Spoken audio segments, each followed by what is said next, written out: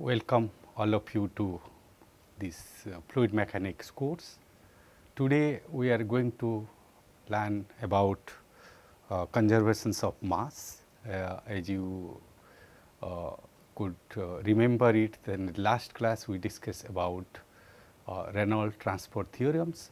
So, the Reynolds transport theorems will be used to derive mass conservation equations, which is a important equations for any fluid flow problems. Now again I can repeat you that you can have a this reference books, Singhal Simbala, Fluid Mechanics and Fundamentals applications, then FM White is Fluid Mechanics. Mostly the derivations and all partly we have been following for this book, and this fluid mechanics concise by Professor Vidyasagar Pani. Let us come back to what we learned in the last class. If you remember it, I discussed very thoroughly what is the difference between systems and the control volumes. Mostly in the fluid mechanics we follow the control volume aspect. That is the reasons we need a relationship between the systems and the control volume. The Reynolds transport theorems establish the relationship of conservation mass from system to control volume. So, that is the strength of the Reynolds transport theorems, and as already I discussed is that you can have a three type of control volumes. Fixed control volume, that means with a reference to the space it remains at the same locations, with as the time goes it does not move it. That is what the fixed control volume, it is definite control surfaces. Other one is moving control volume, like the ship movement in a sea or the river, that the ship and the adjacent fluid can consider as a moving control volume, and we solve many of the problems with moving control volume, considering this control volume is moving with a particular velocities. Not only that, the shape of the control volume can change. That what is the deformable control volume. The shape of the control volume can change with respect to time, then we call deformable control volume. So, the three type of control volume: fixed control volume, moving control volume and deformable control volume. So, in deformable control volumes, the shape of the control volume changes with the time. In case of moving control volume, the control volume moves with a particular velocity. That is what is moving control volume, and the fixed control volume, as you can say, it remains stationary at that space regions. And today we will talk about how we can derive the conservations of mass. As I said it earlier, when you have the control volume, through the control surface there is mass influx coming into the control volume, going out from the control volume. Similar way, momentum flux comes into the control volume, also goes through the other surface as a momentum flux going out from that. Similar way, we can think in this energy fluxes comes into the control volume, goes out of this thing. So, that way the conservation of mass, linear momentum, energy equations, that what we will discuss more details.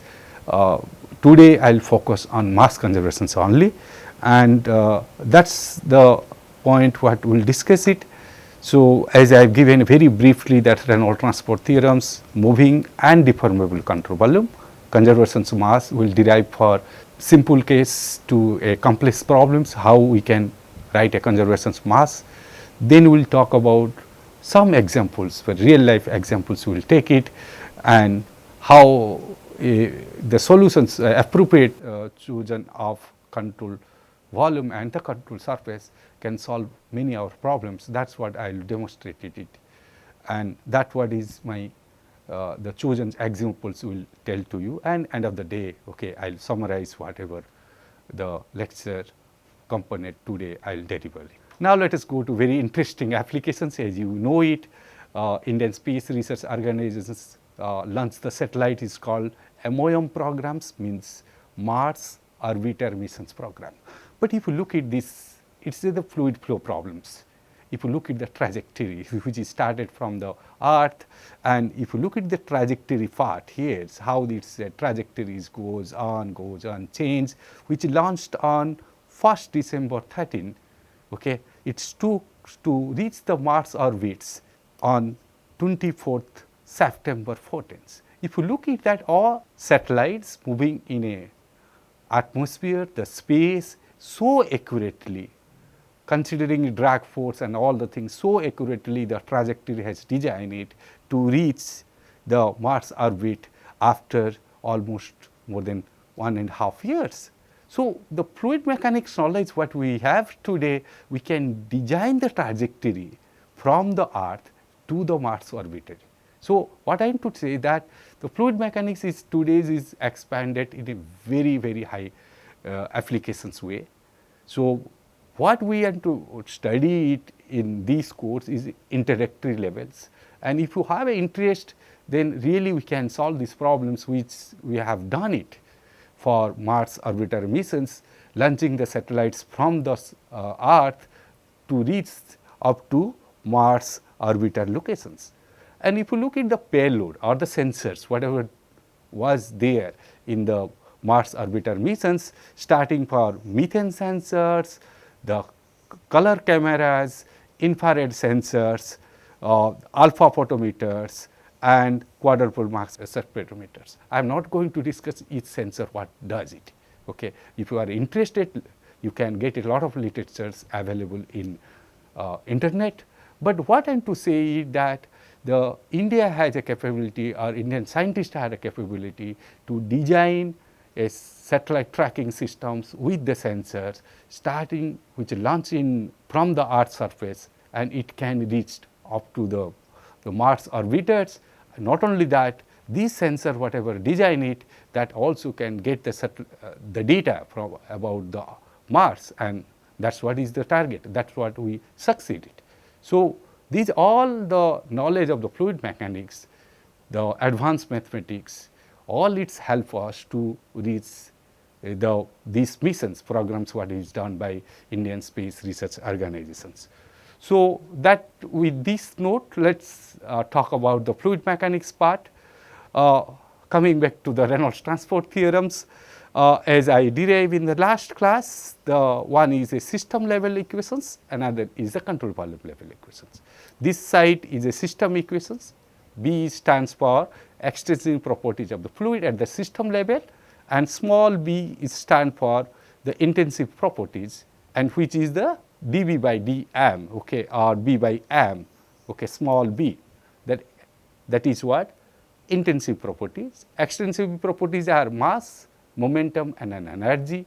Intensive properties are unit value for the mass, for the momentum is the velocity factors, for energy it is also small e, the specific energy per unit mass. So, if you look at these equations, let us look at this is the system level equations, this is what at the control volume level. So, one talks about how the particular mass or momentum flux is crossing through the control surface, the net outflux is going through this control surface, that is what is, and this is what is talking about the change of the extensive properties within the control volume with respect to time.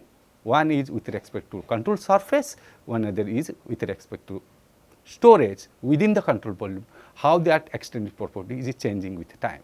That what is related the system and the control volume level. Now, let us have two simplifications or the assumptions which is quite valid for the fluid flow problems for most of the times, that steady and compressible flow.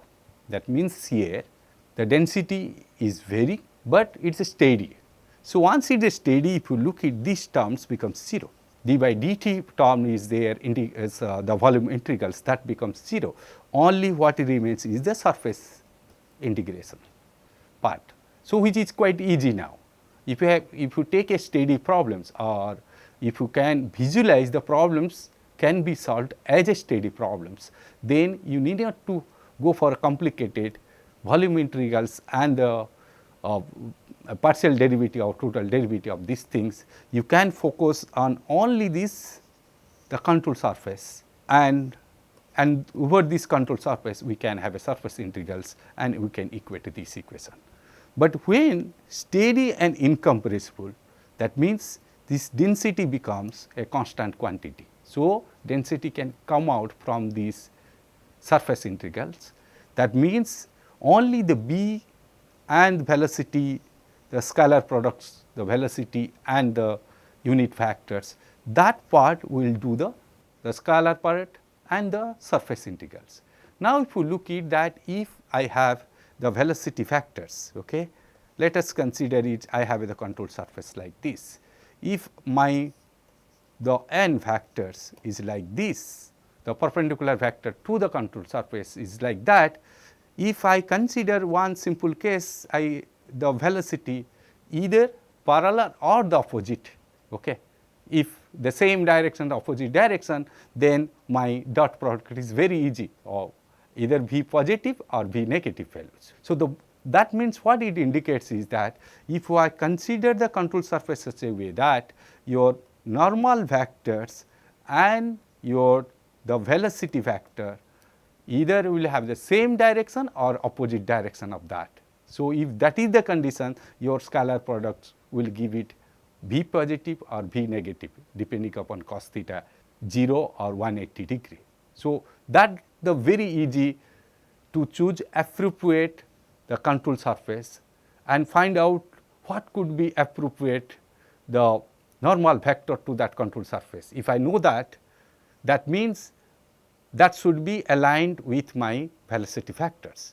So, once I know these velocity vectors, I can have a approximate my control surface such a way that it should have a perpendicular to that, or the unit vectors, perpendicular vectors, that should be equally have the same line or the opposite directions. So, that the tricks what we follow it to simplify the problems instead of doing this the scalar products, okay, which we can do it. It is not a difficult task as is the today's world, but we can simplify that taking the appropriate control surface. That to be remembered, appropriate control surface taken such a way that these scalar products can be simplified it. So, once it is simplified it, only we need to do a surface integrals of the velocity and the dA and the B value. It's now the problem is quite simple for steady incompressible flow, which mostly in my lectures we will talk about this part only.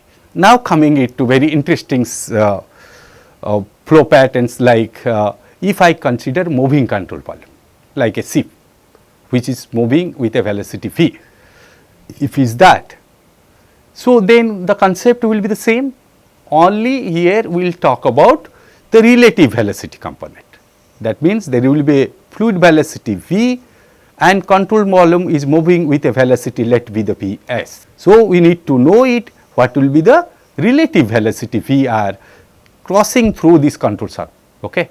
For example, if the V is 5 meter per second and Vs is moving in the same direction with 3 meter per second, the relative velocity will be the 2 meter per second. So, that way we try to find out what will be the relative velocities coming into a moving control volumes.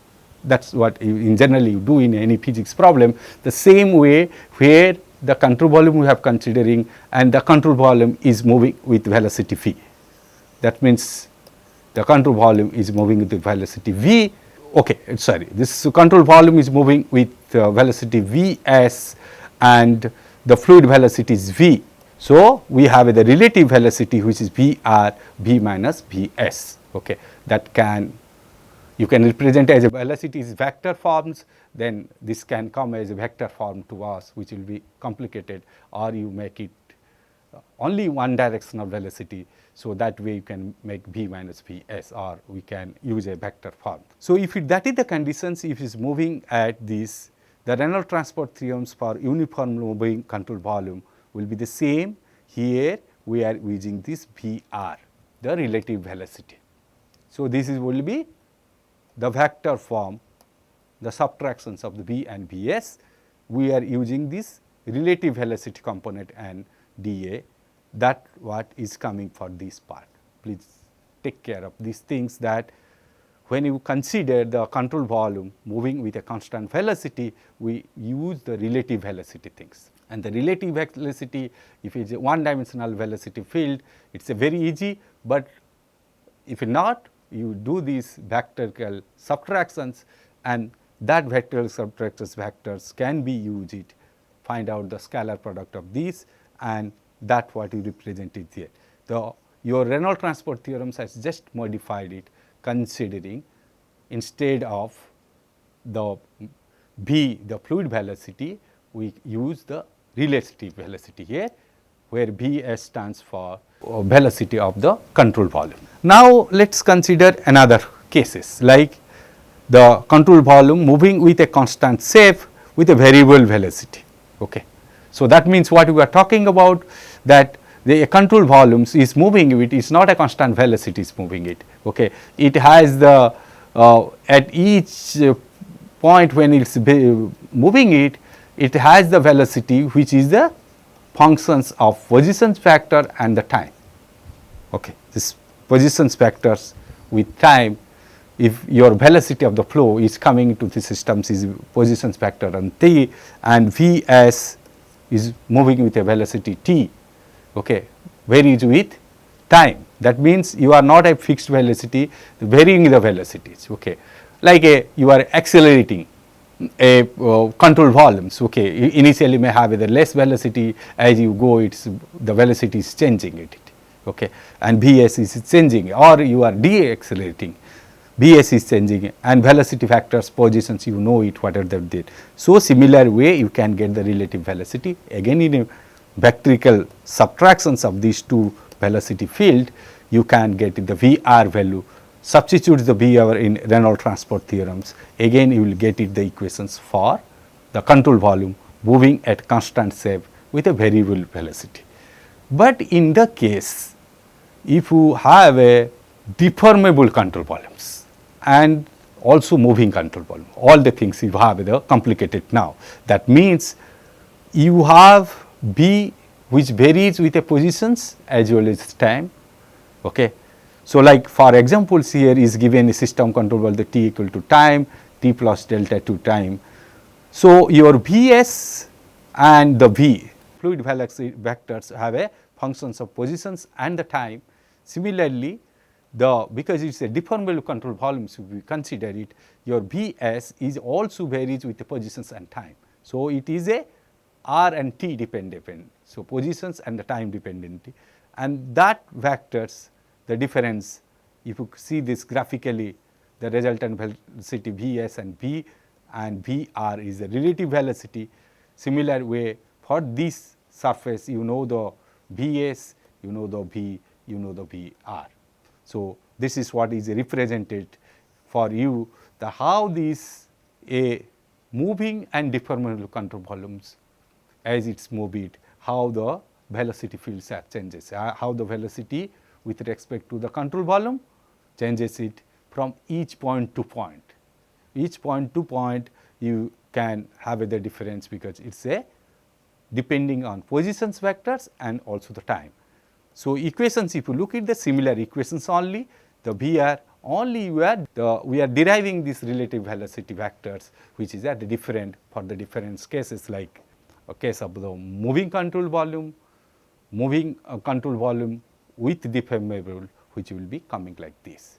So, again I want to repeat it, please do not have afraid of these surface integrals and the volumetric things, because the most of the engineering problems we simplify these two integrals in such a way that we need not to do the integrations. We try to have a just a area multiplication or constant velocity distributions concept, we use it. But for any complex problems where the geometry of the control volume can have the complex natures, and that time we need to do surface integral and the volume integrals. But again I am to repeat it, do not afraid it. Today's we have a lot of mathematical softwares which does the surface and volume integral for us. So, how to do the integrations or the for the surface level or integrate in a volume control level, it is not a difficult task at present era, but I'll simplify the problems which is coming for your competitive exams. Now let us come to the, as I said it, we need to have a 3 equations. One is conservation of mass, conservation of linear momentum or the angular momentum, and third is, as you know it, conservation of energy. So most of the times you remember, whenever you solve the fluid mechanics problems, we have a 3 helping hands. Okay, it's not the 2, it's okay, 3 helping hands. One is conservation of mass, another is momentum, or another is energy. But the problem is that many of the times we solve only the pressure and the velocity. Okay, many of the problems what we are going to solve in this introductory fluid mechanics only need to solve for the pressure and the velocity. So you may not need a 3 equations, you just need 2 equations. In that 2 equations, first foremost requirement, always mass conservations will be there. Okay, whatever the problems you solve it, the first thing is that mass conservations will be there. Only the option is left with us whether you have to consider conservations of momentum or the energy. That's the difference, because we have only 2 solutions we are looking at, we have a 3 equations. That's what quite interesting in the fluid mechanics. Sometimes we use the linear momentum equation, angular momentum equation, or the energy equations depending upon the problem. So how to easy to solve the problem. So that's what you targeted. So let us come to the mass conservation equations, which is very easy equations to be solved with, and the conservations of mass. At the Reynolds transport levels, if I put it the B, capital B equal to m mass, small b equal to the 1, and no doubt that d by dt or dm by dt for any systems, that is 0, unless otherwise you have a nuclear energy, additional energy is coming to the systems, what in general you don't consider in this case. No chemical process and all, only we are talking about the process where the additional mass is not coming to that, or mass is not decaying from the system. If you look at the things, substituting B equal to 1. Now simplify the problems. If you substitute B equal to 1, if you look at that, the density will be functions with, we can put it and you have this part. So the volumetrical and the surface integrals here. And this is a very interesting equations now. If you look at that, this is talking about the net outflux of the mass through this control surface. That means if I consider a control surface, there will be the regions which is the inflow regions, there will be regions which will be the outflow, and there will be regions where no exchange of mass, okay, no flow region. So that means what you are looking at? You are looking at inflow max and the outflow max. The net change of the mass in this control volume should be equal to the change of storage, mass storage within the control volume. That's what the concept if you look at. If you look at, if I put as a unit level, the density what? Kg per meter cube. Multiply with the volume, which is the meter cube. So what it indicates for me is that kg per unit time. So this is what? How much of kg of mass storage is happening per unit time, that's what we are getting from this within the control volume. This is the net outflux of the mass. If you look at the B into dA into the rho, B is the velocity, dA, if you just look at the dimensions, if you are just I am putting to the dimensions part, which easy to remember, or whenever you write the equations by mistake something, always check the dimensions of the problems. Okay, the dimension of the any equation component should be the same. For example, is the density, again I can say that it is kg per meter cube, velocity is meter by second, into area is meter square. So what is finally is coming it? Kg per second. So these two equation component is kg per second. this is mass fluxes. What net outflux of the mass within this control volume will be the net change in the mass within the control volume. How much crossing through each net crossing things and the net flux. So, that what is the mass thing. That is what, but many of the time we simplify the problems. We make it a one dimensional inlet and the outlet problems. What is that? That we have let you have the problems of the pipe network is connecting to one reservoirs, okay, like you have a big reservoir here, okay, there are the pipes are connected, there are series of pipes are connected, some are inflow, some are outflow, okay. If it's this is the reservoir, this is the, this is the from the same liquid, so you have rho 1, A1 and V1. Here could be rho 2, A2, V2, rho 3, A3, V3.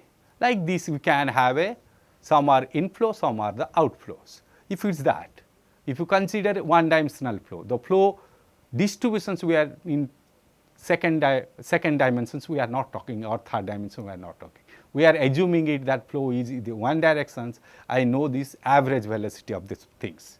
If it's that, then very easy problems now. I can instead doing these surface integrals, okay, if I take this is my control volume, okay, if this is my control volume, so I can just get the mass flux per unit time will be the density multiplications of area into the average velocity, rho A1 V1, out in.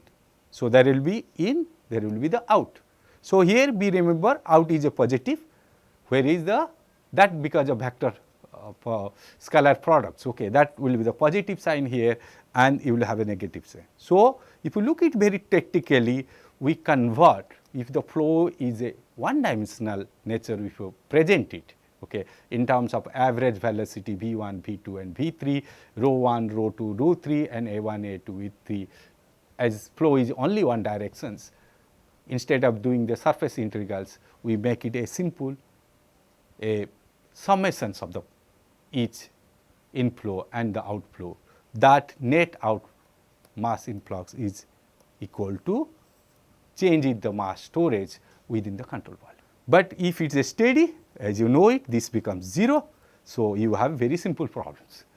Okay. Only the summations what you will do for inflow and the outflow. So, that means what it happens is that like for example of your bank account, okay, if you the money what you put it and what you spend it, that is equal, your bank account balance will remain the same. That is what it happens in a fluid flow problems. The inflow, if the problems is steady, there is no change in the storage within the control volume. What it indicates is that net outflux of these control volumes becomes 0. Other ways around, what it says that the sum of influx of mass is equal to sum of mass outflux going through the control surface. That is the what examples I have given. That there are the some are influx, some are outflux. You just find out at the mathematical level these, or as a simple summations for one dimensional flow. That is what again I am to repeat it to tell it that for the steady flow, mass inflow entering in the leveling control must be balanced. It is true fact, it is nothing else. Any systems if you have if you are steady, it does not change with the time, with respect to time, that means what it indicates is that there is no change in the storage, okay, mass flux, there is no change in the mass storage within this control volume. So, inflow should equal to the outflow. That is what you can do the summations of number of inflow, number of the outflow. We should know density, we should know this area of the flow, we should know the average velocity. So, similar way we can have a in and out, we can do the summations of that. If you have a same steady flow mass conservations mass level, or this one the same concept, only this here we are putting it, and here I am talking about this is a one dimensional flow, But if control surface and the velocity vectors, they are not aligning, okay, they are not parallel, then you need to do a scalar products, then do a surface integrals to find out what could be the mass flux going through that control surface. That what this is a surface integration, the scalar product, then you do the integrations. If the density is also function of the space and the time, then you will have more difficult, okay.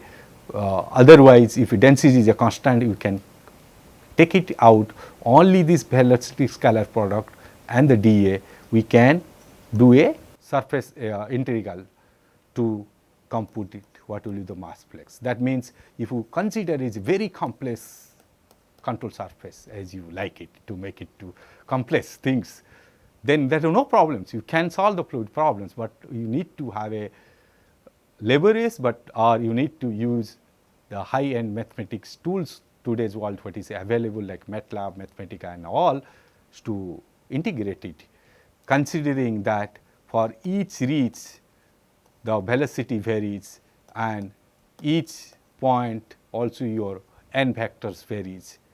Do the scalar product, integrate with the dA and get it what will be there. That's it possible it, but as I said it, it's laborious, we cannot say it because tools are available, only we have to use that tools. But for example or for the academic point of view, we will not go to that doing the surface integrals in exams or any competitive. Now let me commit to the, if your flow is incompressible, again we have a lot of simplifications. Again I can repeat it. The flow systems, when you have a Mach number less than 0.3, okay, whether it is a gas, whether it is a liquid and any flow systems, if you think that the flow within the flow systems, the flow becomes less than the Mach number less than 0.3, there will be the density variation, but that variations of density is much negligible comparing to other component. So we can assume it the flow is incompressible nature. Again I want to summarize that when you have any flow systems, Mach number is less than 0.3, so we can use as a flow as incompressible flow, density doesn't vary significantly. So density becomes a constant. As this density becomes constant, as you know it, it is very simplified problems what we are going to solve it. So density variations is negligible, as the density variations is not significant and u beta equal to 1. So only these equations is left it for us, simple thing. This is very simple equations. Now there the scalar product of the B and the N and the dA, okay, and densities can come out. So instead of the mass flux, we are now talking about volumetric flux. That means if you multiply the velocity into area, then what you get it? Unit meter cube per second, volume per unit time, volumetric flux, okay. So please don't confuse, that is the different equation, only that we are not showing the density multiplication. If you multiply with a Q, the B into A is Q, discharge, B into A is discharge, okay. So Q equal to B into A is the discharge, discharge is meter cube per second. This is volumetric flux, volume per unit time. But if you multiply rho into Q, rho VA, that will be kg per second. So the most of the conservations mass you write it, since the density is a constant and you make it come out from that equation. So it looks like a volumetric level you are comparing it, but all are mass conservation equations. We talk about mass fluxes coming in or going out from the control volume, or mass flux is changing within the control volume. That's the concept what to that. But as it simplified, in case of the flow is incompressible, density is a constant, that density component comes out from Reynolds transport theorem, which help us, looks like we are looking a volumetric equating the volumetric thing, but it is not that. Please remember, we are still doing the mass conservation equations. The volumetric form has come it because of you have taken out the density. That is what, if you look at A1 to V, you have these things. That means, if I have a pipe flow like this, you can anticipate it, as we discussed earlier, the velocity will be 0 near the wall, velocity will be maximum at the center, and so there will be a velocity distribution, there will be velocity distribution from this side, the flow coming and going out. If it is this simple in and out system, you can know this velocity distribution area, find out the discharge from inflow and the outflow, equate it, then you can solve the problem. So, what I am looking at, I can summarize here. To solve this mass conservation of equations, I should have a knowledge on velocity field. I should have know it how the velocity varies, or I should know it how the velocity, whether the velocity is a constant or velocity varying it. If I know the velocity variations on this control surface, then I can solve the problems. So, basically when you apply the mass conservation equation, your knowledge of velocity variations is important to you. How you are simplifying the velocity field on the control surface, that way you solve the problem. So, the velocity field knowledge is required for mass conservation equations. Okay? So, that way whenever you take the fluid mechanics problems, first you think it that what could be approximate velocity field, what could be the velocity directions. Okay.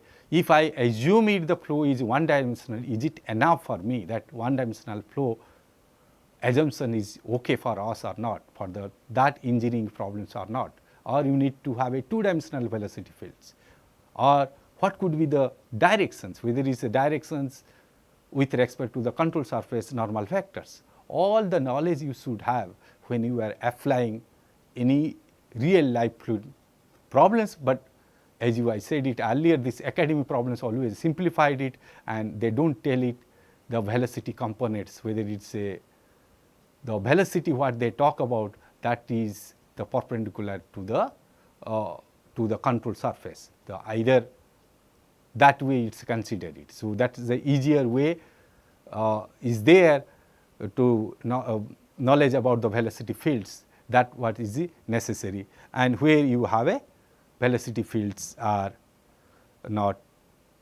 known, I do not think you can apply the conservation of mass equation properly. Okay. So, let us come to for the incompressible flow, let you look at these figures. You can assume it uniform velocity distribution. Okay. That means velocity does not vary with respect to the positions, it is a constant velocity. So, if it is a constant velocity, B into area will give me the Q value. This is very easy, V into area will give its value. Only I need to have the control surface where the normal vector should have either velocity vector directions and this normal vector either 0 degree or 180 degree, that to find out whether it will be Q positive or the Q negative. So, when you have a uniform velocity, the problem is quite simplified. But the case is you do not have a uniform velocity, as you know it when you have a pipe flow. You cannot have a uniform velocity, you do not expect that you will have a uniform velocity for that. So, you will have a 0 velocity near the boundary of the wall of the pipe and you will have a velocity like this. So, in that case many of the problems what we give a average velocity. The average velocity what we get it V into dA by 1 by A. That means we are integrating the velocity with a dA, okay? Integrating the velocity with a dA and divide this. So, it represent average velocity. It consider the velocity distributions to compute the average velocity. So, somewhere the average velocity will come it like this, okay? So, some of the case the problems given the average velocity, that means it considered the velocity distribution, after that it has given the average velocity. By doing a surface integrals, average velocity is given. Once you know the average velocity, you multiply with the area, you will get the volumetric flux or the discharge. But the sum of the case, if you do not have, if you know the velocity distributions, how it is very easy. You do surface integrals of that and find out what is the average velocity. Multiply it with the density and the area, we will get the mass flux. We will get mass plot if we will have a product of density, velocity and the area. Velocity will be the average velocity. But in the some cases like this, okay, you may have the conditions where the velocity variations may be very complicated. The fluid flow problems very well, then you need to do the integrations to compute it the average velocity for that. So, you need to do a surface integrals to compute it, how the velocity is varying it, and this is my control surface. So, that way we can quantify the V average, which is by integrating velocity. Similar way, many of consider if a flow is compressible, you assume the density is varying it, you can use average density concept. Okay. Again, you can integrate density with respect to area, then you compute the average things and you can multiply that. Please remember, in this case it is considered it cannot be, if a density and the velocity, the multiple functions will not be separate functions. Okay. They will be depending each others, then these simplifications cannot be done it. But assuming the density and the velocity does not depending in each other, they are independent, then you may follow this concept to do this averaging to find out for compressible flow. Okay. For compressible flow, you can do this average product, but the assumption is lies that the density does not have a dependency with the velocity vectors. If it is that, then you need to do the product of the velocity and the density, do the surface integral to solve the problems. Now, let us come with very interesting problems which is there in textbook of FM White book. What is there? There is a tank. Okay. If you look at these figures, there is a tank, there is two inflows are there and the tank is filling the waters, okay, filling the waters, and within the tank there is air and there is waters, liquid and the gas form of the waters. The problem is not given here, but I can put it, there should be air valve here, okay. As the liquid expands it, there should be air valve to air to come out from that, otherwise this will be very complicated problems, okay. As you put more and more liquid, but there is air cannot be compressed, that type of problem we are not solving it. We are having say that there is a air valve, as the liquid increases in space, the gases are not able to penetrate that, it will come out, okay. That is the very simplifications we have to do for these problems. So, is a one dimensional inlet, air is a trap at the top of the tank with a air valve, okay, what I have included here, and this water height is h. Find the expression change in the water level with respect to time, okay, how water level change it. If you have a d1, d2 is a diameters representing in terms of millimeters, and the average velocity v1, v2 is given it, the area of the tank is given it here, which is assuming the water at the 20 degree centigrade. That means we can find out what will be appropriate density of the water. As you know it, the density also changes with the temperature and the pressure, but mostly for the liquid like waters, it is a temperature dependent. So, that what we are doing it here. So, given data is here, but again I need to tolerate, when you solve the problems, first you do the flow classification. The problems here in the one dimensional lectures, unsteady, because we are finding out the storage varies with respect to time, flow can be laminar or the turbulent, we do not know it, okay, and we have a fixed control volume. This is what we have considered is fixed control volume, okay. This is first you have to, whenever you solve the problems, you classify the problem. Once you classify problem, it gives indirectly that these are the assumptions are valid for these problems what we are solving it. So, classify the problem, give the data given. If it is that, apply the Reynolds transport theorems. Okay? You apply the Reynolds transport theorem, you have a inflow and the outflow. So, there is no outflow in this case. So, both the case you have inflow which is a negative to here instead of the rho A1, A2 and rho 2, A2, BB, and what is changing the storage of the water inside these control volumes. This is the control volume, and this control surface the flow is coming in. Okay. What is happening is this change of the mass of water here, change of the air here. This part we are neglecting it because we are not putting this air valve here, we are neglecting that part, okay, how the air part is changing it. It's otherwise we will go for incompressibles and all, do not go for that complicating these problems. So, we are just talking about how this part is changing it. So, you can simplify it, the density does not change, it is incompressible flow, we know the area of the tank. So, dH by dt, that is what these integrals and surface integrals will commit to these ones. Now, we will equate that is all, put it the Q1 and V1 and put these values area into V1, Q1, Q2, dH by dt is a rate what you are getting it. So, only these things is that again I can to repeat it.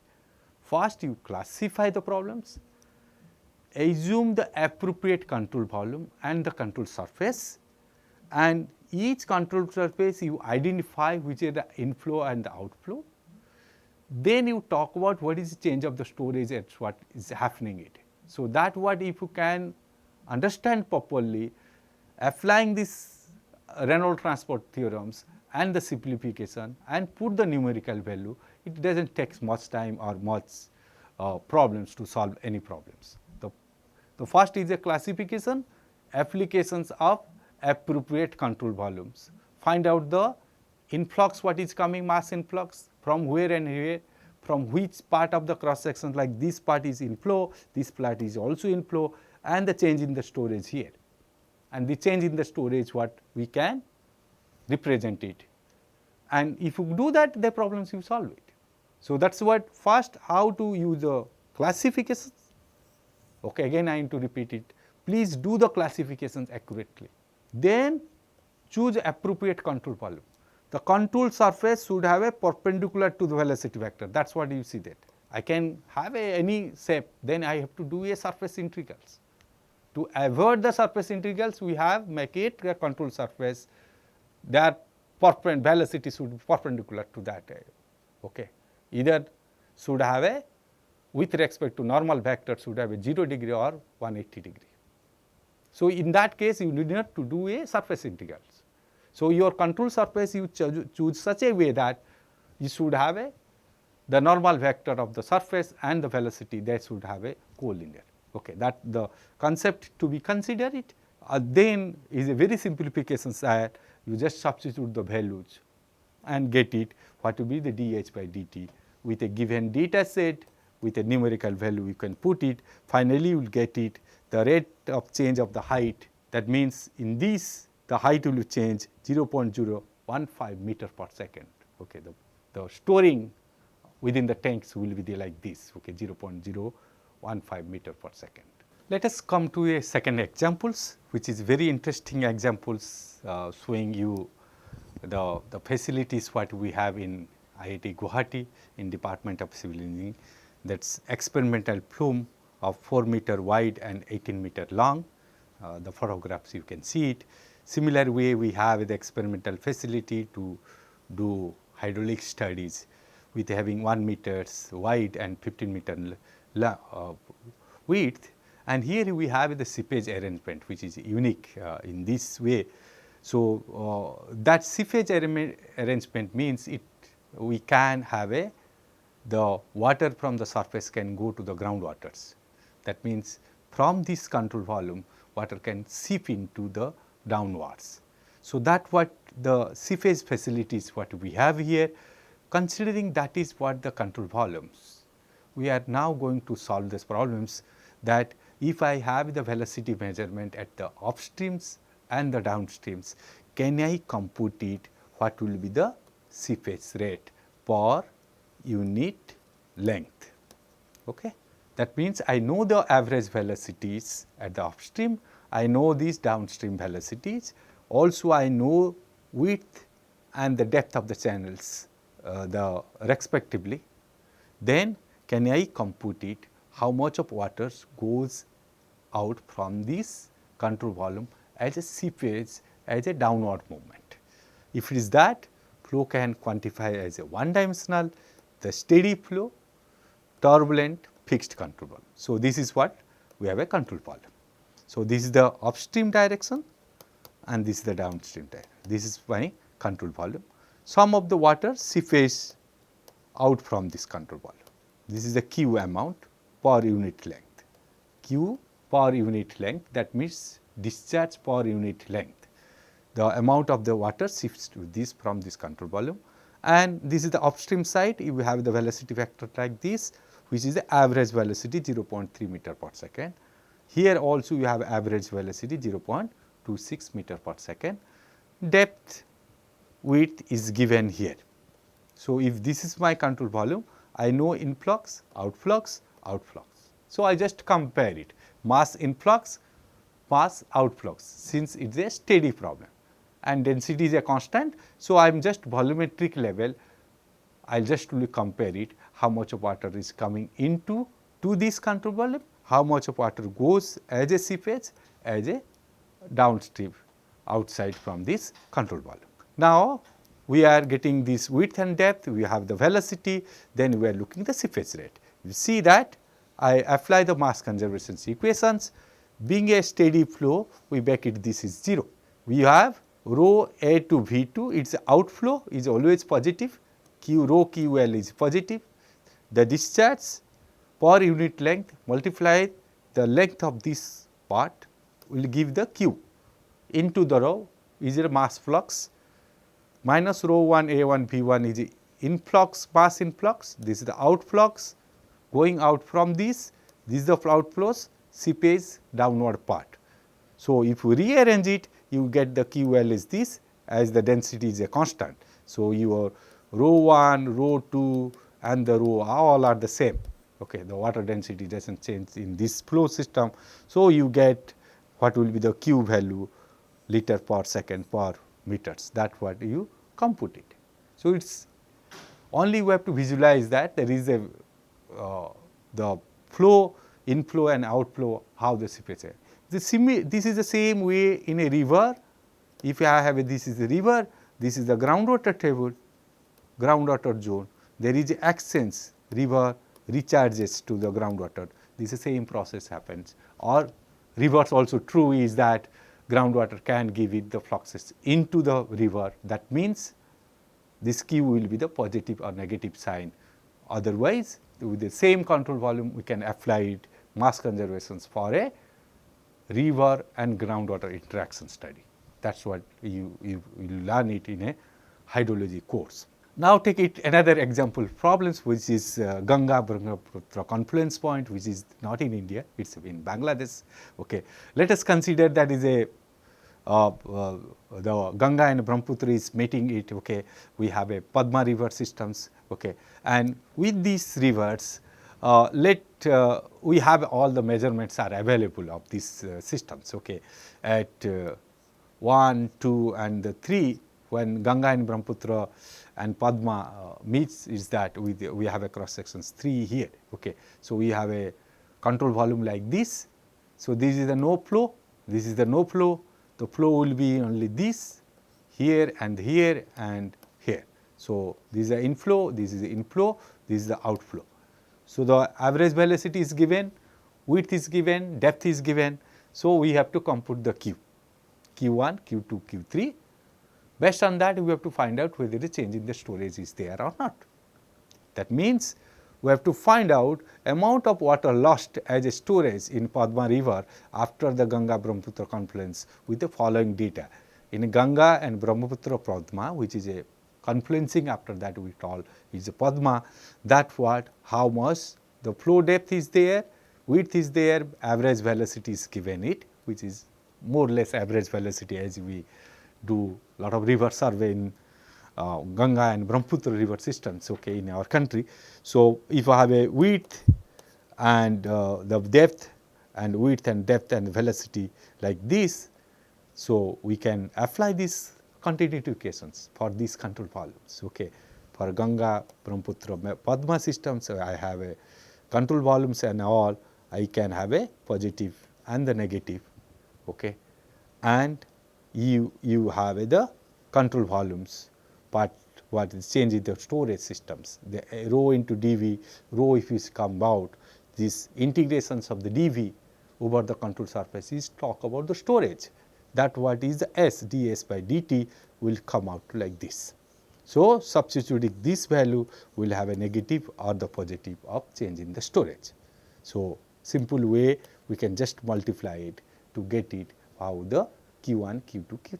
If you look at very complex problem, but with help of the control volume, we just look at mass flux coming in from this surface and going out this surface, that will be change in the masses within this control volume. That is what it says, that how much storage of mass is going changing within this control volume.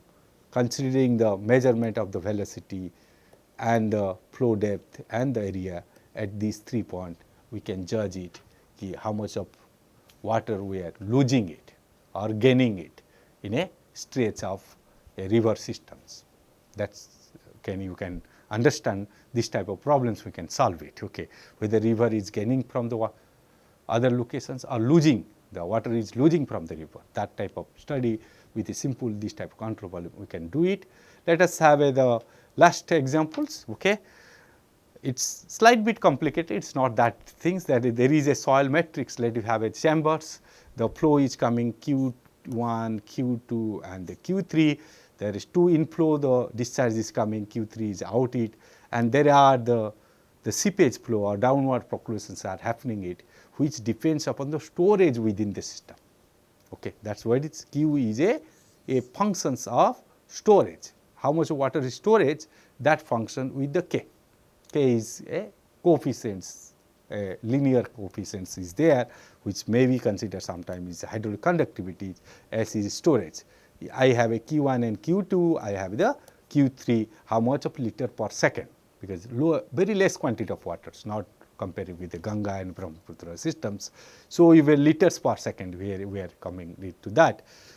So, in that case flow can confine, it is a one dimensional unsteady flow, because storage is changing with the time, flow is here laminar and the fixed control volumes. So, these are the data what and the equations. Now, if I substitute these equations, if you look at these inflows are the negative, outflows are positive, and Qx, this is the function of this. So, finally, you have a dx by dt, and finally, you get these equations, just substituting the value, appropriate value, then you get it ds by dt of this function is in terms of S, K is a constant. So, we can integrate it to solve these problems. So, finally, you get these equations, that how the S is varies with respect to time, that is what is our problem. So, I have given the 3 examples, what is a simple tank problems, another is 3 river confluencing point, third is the seepage problems, and fourth is the soil matrix problem. So, that way if you look at any of the Sinjal Simbala or FM White book, there are a lot of exercises are there are a lot of example problems are also solved it.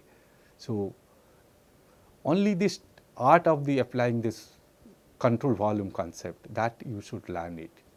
Maybe very complex problems, but use of appropriate control volume and the control section, knowing the direction of the flow, that will help us by applying the Reynolds transport theorems, we can solve the problems.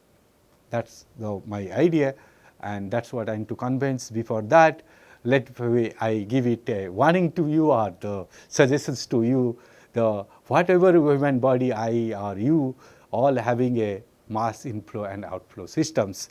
That is what he is saying, that is a conservation mass of in a human body in per day, it is a pounds, okay, per day, 2.5, 9.2 pound, this much of water and the food and oxygen we take it, which is 13.35 pound, okay, and we release the solids, water and CO2, sum of this 13.5. Please do not disturb this inflow and outflow. If you disturb the inflow and outflow, we don't know what is we are doing it to our system of body. Okay. Either we are deteriorating the body, our health, we don't know it. What I am to tell it, the 9.2 pounds of the water, please drink it.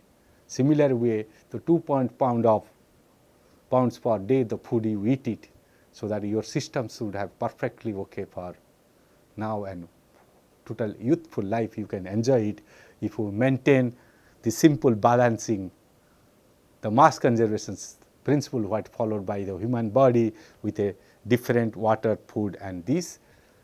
With as its slight bit variations, but overall these equations you should follow our bodies with a food 2.5, water 9.2, oxygen 1.8 pounds per day, and we release the same amount whatever we get it, and the release it same amount, only we vary the solids to 0.3, the water to 11 and 2.2. So, many of the foods we convert to the water and we converted oxygens to the carbon dioxide. That we do it, that for a healthy life we should follow these equations, and we should remember these equations whenever you wake up in early morning.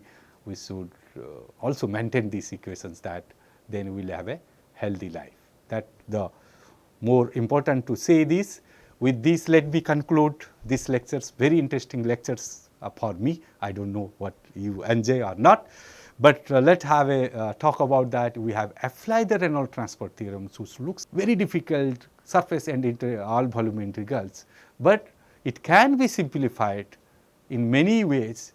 And when you simplify these equations, complex equations, and apply for real life problems, like as I given the 4 examples, similar way with real life problems, if you can apply it, really we can find out what will be change in the storage, what will be the change in the mass influx and outflows. That is a standard problem. So, please try to solve some of the problems which is given in Single-Simbala or FMF in exercise and example problems. With this, let me conclude these lectures today. Thank you a lot.